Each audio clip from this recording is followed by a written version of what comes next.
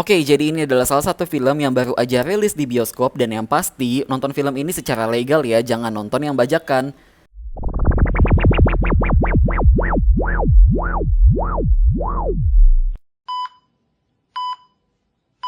Kita masuk ke pilihan pertama untuk story, gue kasih nilai 4. Sorry banget ya, nilai storynya memang ya begitulah. Sejujurnya gue pribadi bukan pecinta film Fast and Furious ini, tapi ya tiap kali tayang di bioskop pasti gue selalu nonton, walaupun kebanyakan dari series ini gue cuma nontonnya sekali-sekali doang. Makanya gue agak lupa-lupa sedikit gitu tentang film sebelumnya gimana sih jalan ceritanya. Tapi ya intinya nggak usah di-expect yang gimana-gimana sih, karena franchise Fast and Furious ini kan cukup sebagai film yang seru-seruan aja. By the way, ketika film ini dimulai, gue agak bingung kok ini ada logo Universal yang jadul gitu ya. Oh, ternyata memang openingnya ini ada cerita flashbacknya dulu. Dan juga sebenarnya rumus film ini selalu sama sih. Di awal film itu gengnya si Dom Toretto ini pasti ditugaskan untuk misi penting. Yang kebetulan nih karakter antagonis di sini masih sama kayak film sebelumnya. Dan pastinya tipikal film Fast and Furious juga tetap ada adegan balapan mobil yang originalnya. Jadi tetap ada walaupun cuma selipan doang. Ngomongin soal adegan action ya, memang keren banget. Sesuatu hal yang bisa diacungi jempol adalah Fast and Furious ini tiap kali bikin film selalu ngasih jenis action yang baru dan kreatif.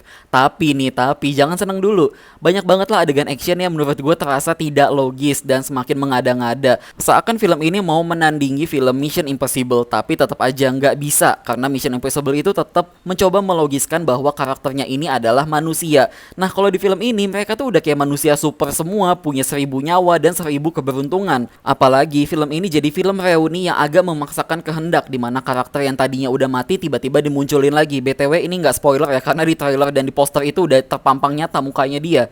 Yang akhirnya gue makin tersadar, ini film Fast and Furious tuh udah kayak sinetron yang berjilid-jilid deh, sumpah nggak selesai-selesai. Bahkan yang ke 10-nya aja udah dipastiin bakalan ada lagi gitu. Kita lanjut ke soal directing, gue kasih nilai 5. Sebagai director dari film Fast and Furious 3, 4, 5, 6, dan 9, yang sebenarnya director yang ini tuh udah jelas banget pengen selalu menghadirkan sesuatu yang beda dari tiap Fast and Furious sebelumnya.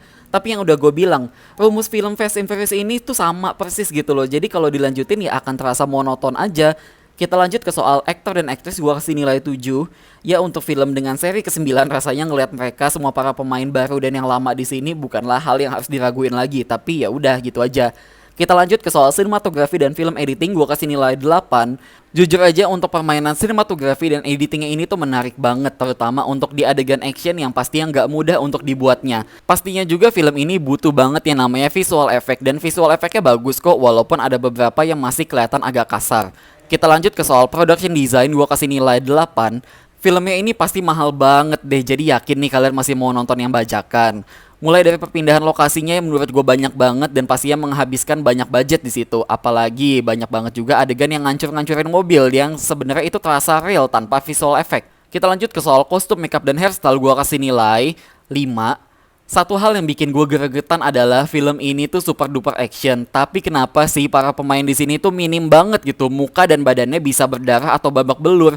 Itu doang sih yang jadi permasalahannya, yang akhirnya makin terlihat fantasi banget filmnya. Ada sih adegan berdarah-darahan, tapi ya udah cuma sekali aja gitu. Kita lanjut ke soal sound dan music, gue kasih nilai 7. Musiknya juga nggak ada masalah, tipikal film Fast and Furious pastinya. Ya poinnya kalau misalkan kalian belum nonton film A Quiet Place atau Cruella atau In the Heights, gue mungkin lebih merekomendasikan nonton ketiga film itu aja. Jadi untuk total score film kali ini gue kasih nilai 6,2/10. Pada akhirnya semua film itu selera masing-masing kok. Oke, sekian untuk penjelasan review film kali ini dan makasih udah nonton, bye bye.